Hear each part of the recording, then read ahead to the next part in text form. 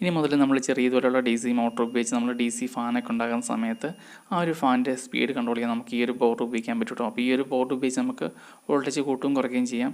അപ്പോൾ ഇതാണ് അതിൻ്റെ പ്രീസെറ്റും കാര്യങ്ങളൊക്കെ. അപ്പോൾ നമുക്കിങ്ങനെ ഫാൻ ഉണ്ടാക്കുന്ന സമയത്ത് ഈ ഒരു പ്രീസെറ്റ് ഈ ഒരു ബോർഡ് ഉള്ളിലായതുകൊണ്ട് തന്നെ നമുക്ക് പ്രീസെറ്റ് ഇരിക്കാൻ പാടാവും. ഒരു പ്രശ്നം പരിഹരിക്കാൻ നമുക്ക് ഇതുപോലുള്ള അഡീഷണൽ ആയിട്ടുള്ള വോളിയം കൺട്രോൾ വെച്ച് നമുക്ക് പ്രശ്നം പരിഹരിക്കാൻ പറ്റും കേട്ടോ. അപ്പോൾ 10K വോളിയം കൺട്രോളാണ് വേണ്ടത്. അതുപോലെ തന്നെ ഈ ഒരു ബോർഡിൻ്റെ പേര് ബക്ക് കൺവെർട്ടർ ബോർഡ് എന്നാണ് പറയുന്നത്. അപ്പോൾ ഇത് സ്റ്റെപ്പ് ഡൗൺ ബോർഡും ഉണ്ട്, സ്റ്റെപ്പ് അപ്പ് ബോർഡും ഉണ്ട്. അപ്പോൾ നമ്മൾ ഈ ഒരു ബോർഡിലെ ആ ഒരു പ്രീസെറ്റും കാര്യങ്ങളൊക്കെ നീക്കം ചെയ്തിട്ട് നമ്മളവിടെ അഡീഷണൽ ആയിട്ടുള്ള ഒരു വോളിയം കൺട്രോളാണ് പിടിപ്പിക്കാൻ പോകുന്നത്.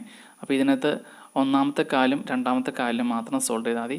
ഈ രണ്ടാമത്തെയും മൂന്നാമത്തെ കാലും, അതായത് മിനിമോട്ടറിൻ്റെ ആ ഒരു സൈഡിൽ വരുന്ന 2 കാല്, സെൻറ്ററിലെ കാലും അതിനിപ്പുറത്തെ കാലും സെയിം കണക്ഷൻ തന്നെയാണ് വരുന്നത്. നിങ്ങൾക്ക് ഈ പ്രീസെറ്റ് മാറ്റുന്ന സമയത്ത് അത് കറക്റ്റായിട്ട് മനസ്സിലാവും.